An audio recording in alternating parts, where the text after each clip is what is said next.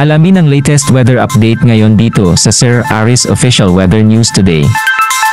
Apektado pa rin ng Intertropical Convergence Zone ang buong Mindanao maging ang lalawigan ng Palawan at patuloy pa rin po ito nagdudulot ng maulap na papawurin at mga pag-ulan dito po sa halos buong Mindanao nga po sa ating forecast maging sa lalawigan ng Palawan at sa lalawigan ng Negros Oriental at Siquijor.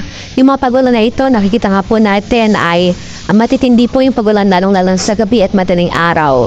So, patuloy natin pinag-iingat ang ating mga kababayan maging alerto po sa mga posibilidad ng pagbaha at maging ng mga pagguho ng lupa dahil sa ulan na dulot nga po ng Intertropical Convergence Zone. Samantala sa Batanes at Papuan Islands ay inaasahan pa rin natin ng generally fair weather doon.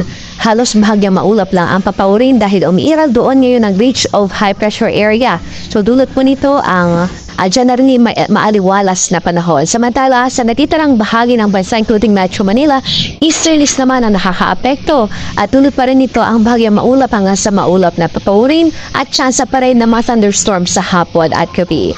Ngayon ay wala naman tayong bagyo na minomonitor sa loob ng ating area of responsibility. Pagamat, ayun nga, yung Intertropical Convergence Zone o ITCZ patuloy pa rin nakakaapekto sa Mindanao at nagdudulot ng mga pagulan sa malaking bahagi ng Mindanao, Palawan at ilang bahagi ng Visayas.